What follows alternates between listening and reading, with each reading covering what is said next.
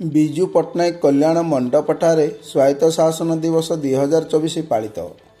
ଗଜପତି ଜିଲ୍ଲା ପାଳାଖେମୁଣ୍ଡି ସ୍ଥିତ ବିଜୁ ପଟ୍ଟନାୟକ କଲ୍ୟାଣ ମଣ୍ଡପଠାରେ ଆଜି ଶନିବାର ଦିନ ସନ୍ଧ୍ୟା 7ଟା ବେଳେ ସ୍ୱାୟତ୍ତ ଶାସନ ଦିବସ 2024 ପାଳିତ ହୋଇଯାଇଛି।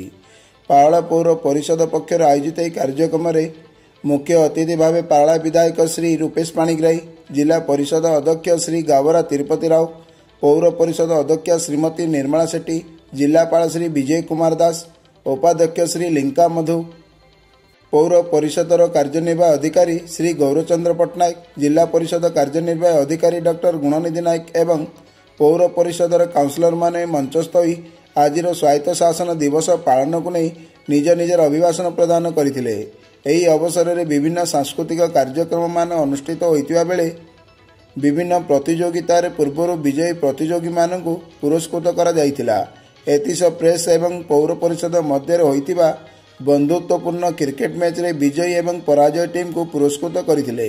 एही परिप्रेक्षी रे पौर परिषदर समस्त अधिकारी एवं कर्मचारी माने उपस्थित रही एही कार्यक्रम परिचालना करथिले।